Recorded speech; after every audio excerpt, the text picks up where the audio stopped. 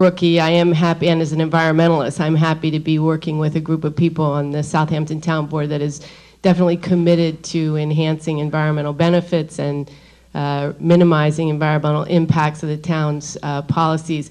We're not living in blissful harmony day to day on the Southampton Town Board, but one thing that we do have a pretty easy time coming to agreement on is environmental practices. So just a few things that are going on. We have a full-time sustainability coordinator position now, someone who is full-time on staff at the town overseeing green practices and environmental impacts of our practices.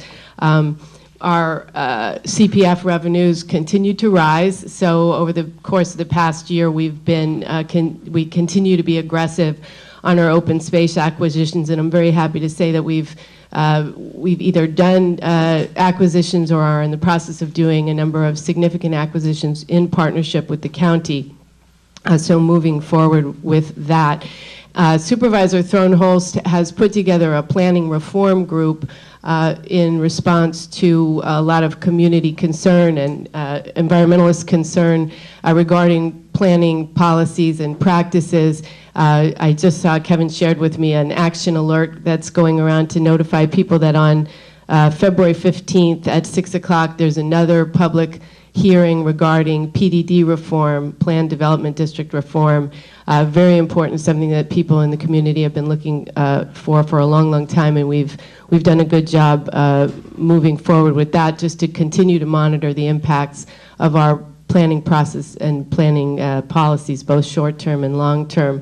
We've restarted our local waterfront revitalization program. It's been around for a long time and sort of lost enthusiasm, but I'm happy to say tomorrow the steering committee, I'm sitting on the steering committee, and we'll be reviewing 10 answers to the RFP that have come in, a lot of enthusiasm there.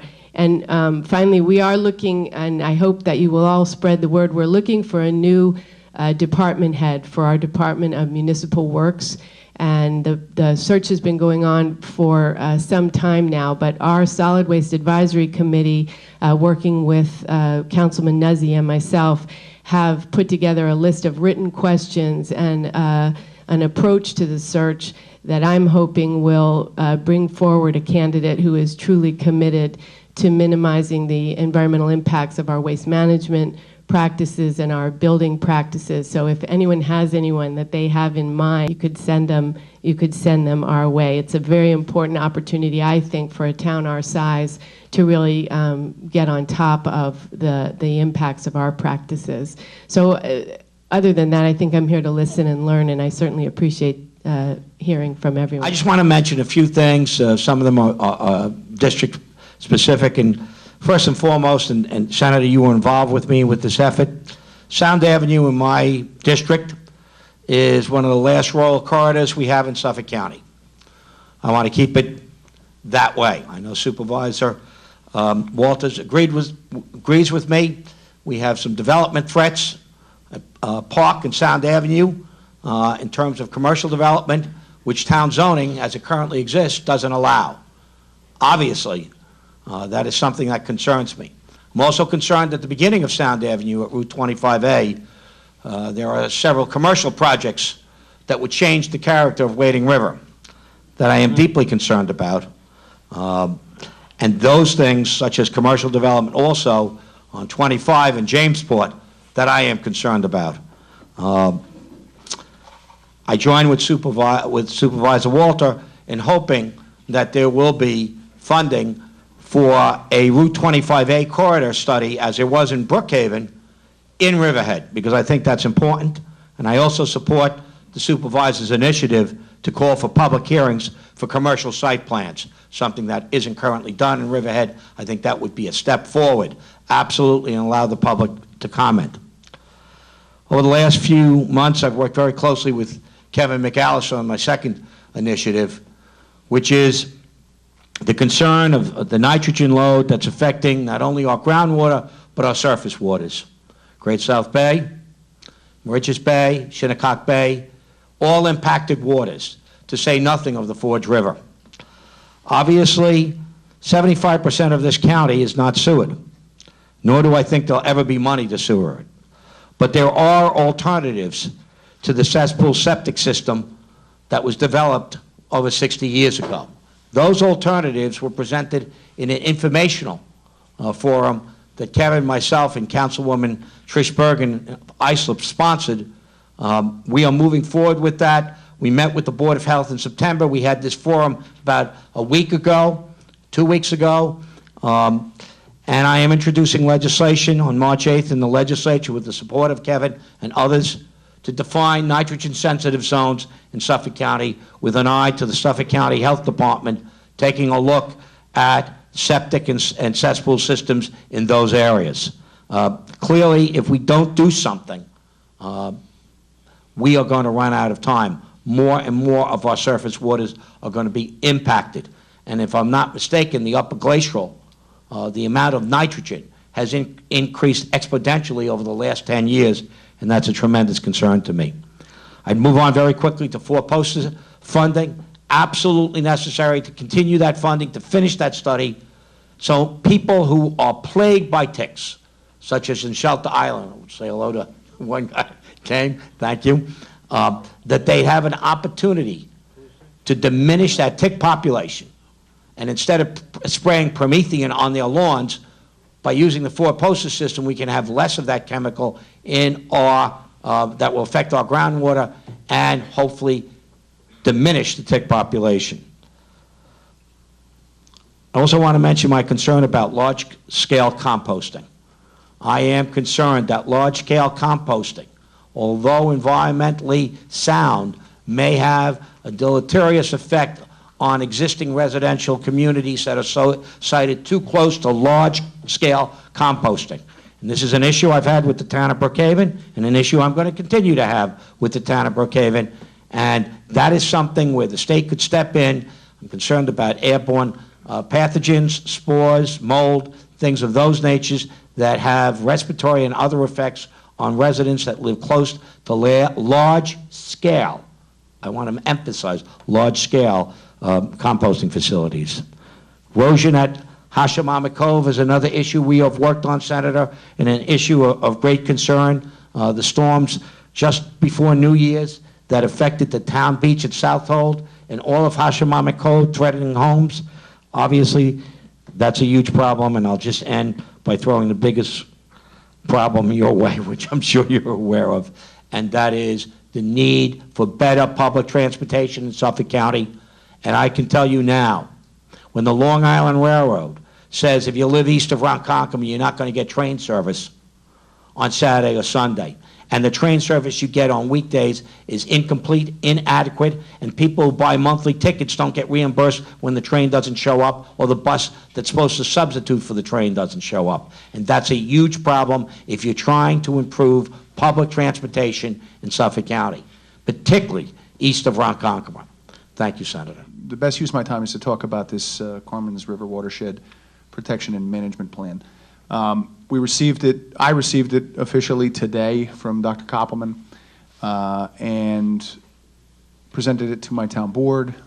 It's now at kind of the next stage of the process, the legislative process, and we're all incredibly excited about it, but it's intimidating, and it's amazing. The study group in 90 days not only drafted a comprehensive protection plan for the watershed, they did it in almost unanimous agreement. Of the 25 recommendations, as I understand it, 24 were agreed upon unanimously.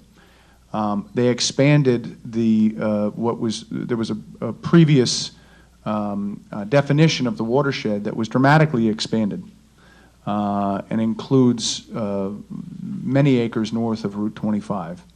The protection plan involves about 22,000 acres of Brookhaven property and calls for the permanent protection of approximately 9,100 acres. Put that in context, I said this today, the entirety of Central Park in New York City is about 800 acres, and we're talking about an effort at least 11 times that in terms of protected property forever.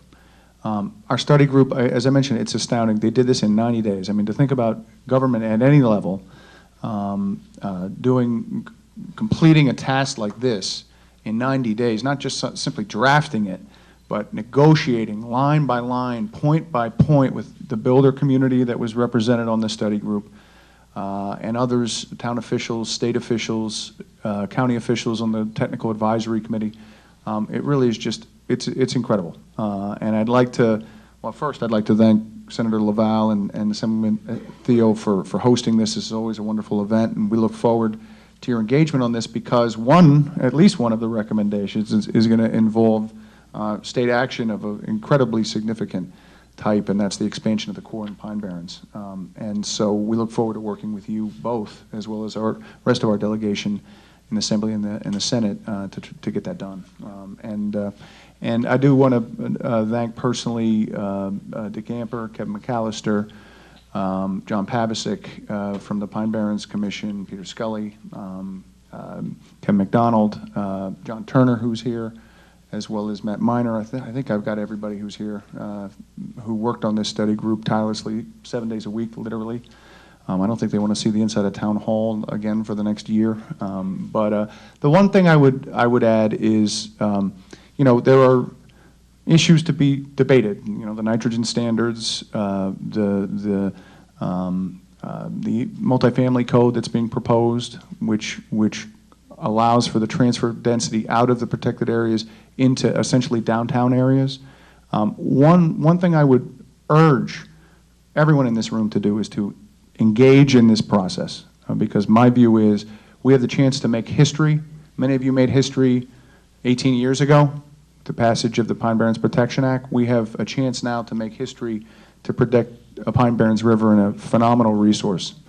And I would urge you to understand one concept in all of this, and that is ignorance is our enemy. 93. Ignorance is our enemy. And I understand that there are folks out there that even as early as today are starting to attempt to kind of demonize this plan and characterize it or mischaracterize it. Read the plan. Understand it. Talk to those who drafted the plan and get their insights, and engage in the legislative process at the state level and at the town level. And let's not lose this momentum, because as I mentioned, this is a truly historic moment in the history of the town of Brookhaven, frankly, I think in New York State. And I also made the point, and I'll close with this, that you know, we have the Wertheim Preserve, federal preserve, which is the southern portion of the Carmens River. This is really a federal national priority.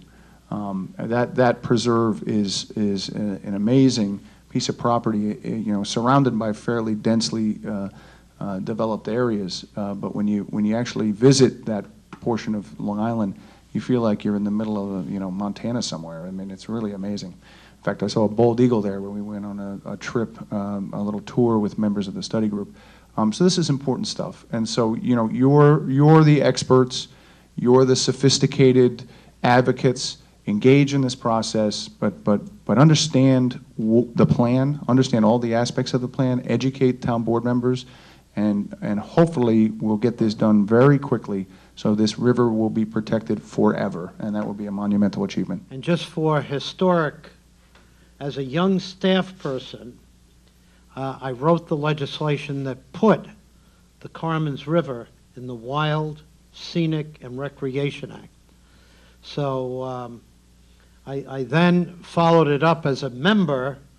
Not sure I got the same plaudits by putting the Peconic in the same act. But we will, and I've kayaked the Carmens River, so we will give it attention. Hopefully we could get it done, because supervisor to the east of you has given us another tall order that we have to work on. It's going to take a great deal of scrutiny and a great deal of time to look at something creative that he wants to do. I'm Marcia Bistrin. I'm president of the New York League of Conservation Voters.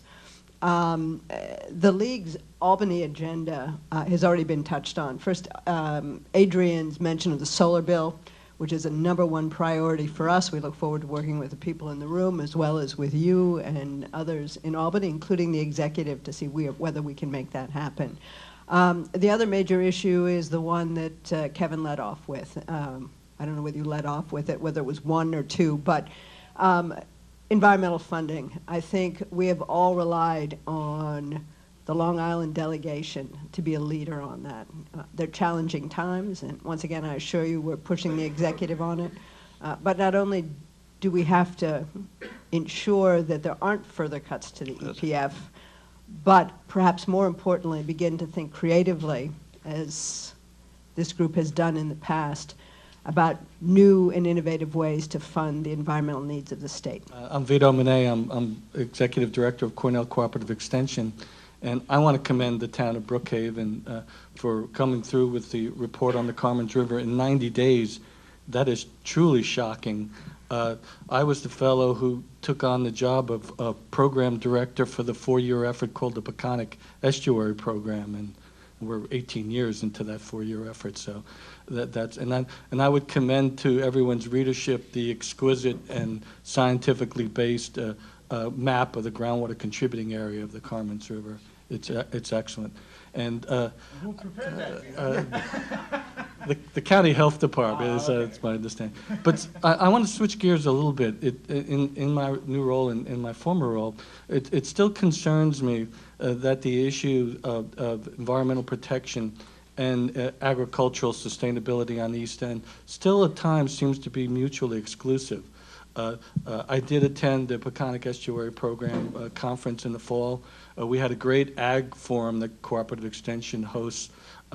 And we also had a meeting yesterday about agricultural stewardship. And I think it would be great if the state delegation would host a joint conference of environmental issues and the agricultural community, because I think it would raise it to a credible level. I think people would come to such a venue open-minded and also in a trusting manner. And I think we could really air out a number of issues so that certainly for the long term, we could promise the people of the East End that we will indeed have sustainable agriculture, and all meaning of that word, economically sustainable to the families that make up our agricultural community, sustainable to the environment, and sustainable into the future for society. So I would ask our state delegation to seriously consider hosting such an event, and I think we could really get to the heart of the concept of truly bringing together environmental preservation and agricultural sustainability. Just an update on the 4-poster tick management project, which you've been involved with and helped fund, and hopefully we're in our home stretch here in this study. It's cost over $1 million in terms of both state, county, and a lot of private donations and a lot of help from Peter and DEC. And Cornell's been the cooperating agency there, along with the town of Shelter Island and some folks on Fire Island. But anyway, the final results are very encouraging. We've gotten excellent tick control with this method. We've shown basically there's no negative impacts on the deer population. That was a concern. The final report will be coming out in May. We're going to conclude with some last-minute data this summer on showing how the ticks have been controlled with particular practice. And now it's really up to Peter and DEC and their wildlife group and the pesticide group to decide whether they're going to fully register this technique, which seems to be so needed in certain parts of, especially Long Island, and even some parts of southeastern New York, Westchester, and some other areas. So we're hopefully on the home stretch here, and we have enough funds to complete the project. Assemblyman Thiele, supervisors. It's great to be here. This is, I think, the 5th year that I've come to these, and I've really enjoyed them, learned a great deal. My name is Yakov Shamash. I'm the Vice President for Economic Development at Stony Brook. And part of my mission is to help create jobs on Long Island, and the Senator has been a champion of industry, university interactions over the years. And he helped us create the Advanced Energy Center at Stony Brook, which is located in the Research Park right next to the Seawood facility. The AERTC is the way we fondly call it, is the building that's gone up now, and hopefully, I'm told, every week I'm told, next week you'll be able to get in. So hopefully we will be moving in the next week or two. It's platinum LEED certified. There aren't too many platinum LEED certified buildings in the country. It is focused on research in the energy field, multiple areas. One of them is efficiency, improving the efficiency of fossil fuel burning systems, biofuels. We have a lot of work going on, research work going on in the solar field, solar areas, storage. One of the things that we need the storage for, a lot of people talk about storage for cars. And I'm sure you've heard about the smart grid and the smart grid initiative at the federal level and the state level. The smart grid won't work if we don't have energy storage. If you can't store the energy being generated by the windmills, by the solar, it's not going to do you much good. So we have a lot of research work that's going on in energy storage. The center is partnered with Brookhaven National Labs, many universities on Long Island, as well as LIPA, NIPA, Con Edison, and so on. So it truly is a consortium of institutions that are working together, trying to develop the next efficient technologies for energy, clean technologies for energy, and the senator has been the brains behind it. We've won a number of national programs, national centers, but the one I think that you might also be very interested in as a group is the fact that we competed and won the New York State Energy Policy Institute. That's now located in the Energy Center, and I should point out the executive director of that is Gudon Sun, back there, and the president is Jerry Stokes, who's from Brookhaven National Labs, and they created a partnership of 18 universities from around the state, including Cornell, including a lot of the upstate, as well as New York City institutions, to work on policy issues as it relates to energy. So that we're very, very excited about. And we also are offering a number of training programs for people, whether it's LEED certifications, whether it's installation of solar and so on. There's a lot of that work going on also within the center. In terms of policy and the university and whatever strength they can add to your initiatives is, I'm sure, always welcome. We're going to the back. John? And I want to just echo some of what I've heard. First of all, the EPF and the words of Kevin and I don't know about the lightness and harmony, but it is so important that we keep working hard for that, for Long Island and for the entire state. It's so important that there's money for open space protection, farmland protection, and one of my personal favorites is the Conservation Partnership Program.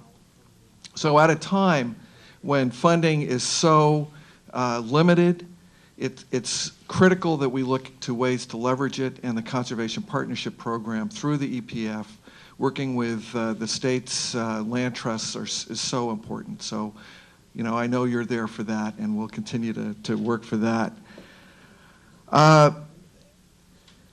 I think Vito's suggestion is great, and this idea of bringing together, convening the environmental community and the agricultural community to talk and really to try to address these long-standing issues. So I wholeheartedly endorse that concept.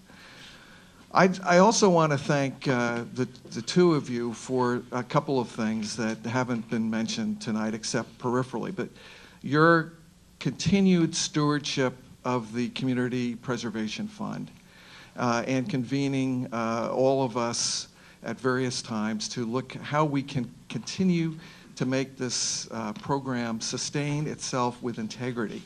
And so your leadership on that is incredible, and we appreciate it.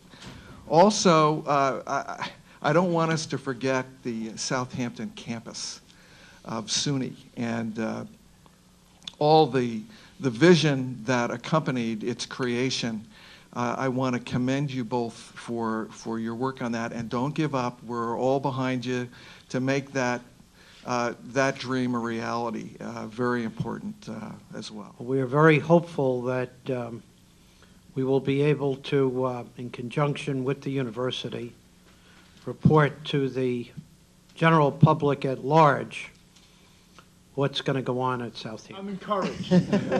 And you never hear me say the words Stony Brook and encouraged very much lately. So, but I am encouraged that we've had some discussions, and there's a major public investment in that campus, and that we need a return on that public investment, and I think we're making steps in that direction. I'm going to speak mostly about the Carmen's River. As a citizen, attended every single, practically, meeting for the 3 months. But it's sort of, our concerns gravitate around the amount of density that is being generated through the transfer. And unlike the Pine Barrens law, which transferred units at 1-to-1, the density being transferred ranges from 1 to 3 to, if you really get bonuses for affordable housing, to 12. And in a minority report now, the developers are asking for 1 to 15 for rentals. We are dealing with the river is in Europe, a major part is in yours, Ken, and a good part in Dan Losquadro's now. The actual, although I think Vito mentioned the delineation, the boundary, through our land trust, we worked with the town about 3 years ago, and we really put a lot of research in with the staff, and we came up with a watershed that was not 22,000 acres, but closer to 38,000.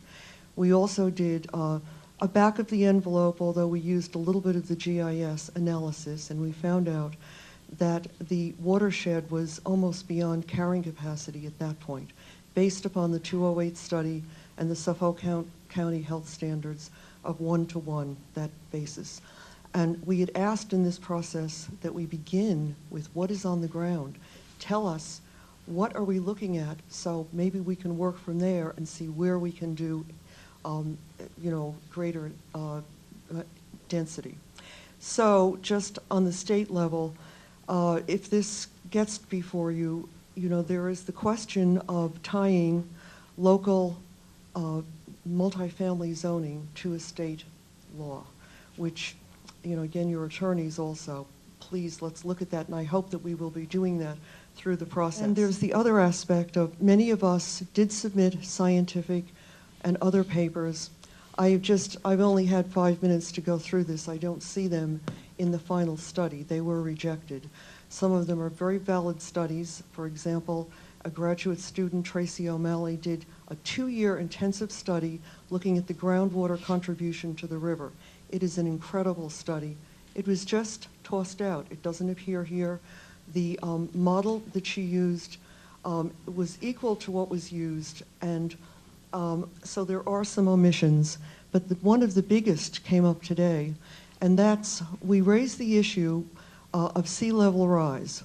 We submitted Gil Hansen, who's an honored professor from Stony Brook, And a neighbor of mine. and a neighbor, who really has shown that the Carmen's River ancient valley goes almost up to the North Shore. There is definite groundwater contribution, and we came out with a political line. But they laughed at us with sea level. I mean, Riverhead itself, I did all of the wetlands mapping for Riverhead for the state.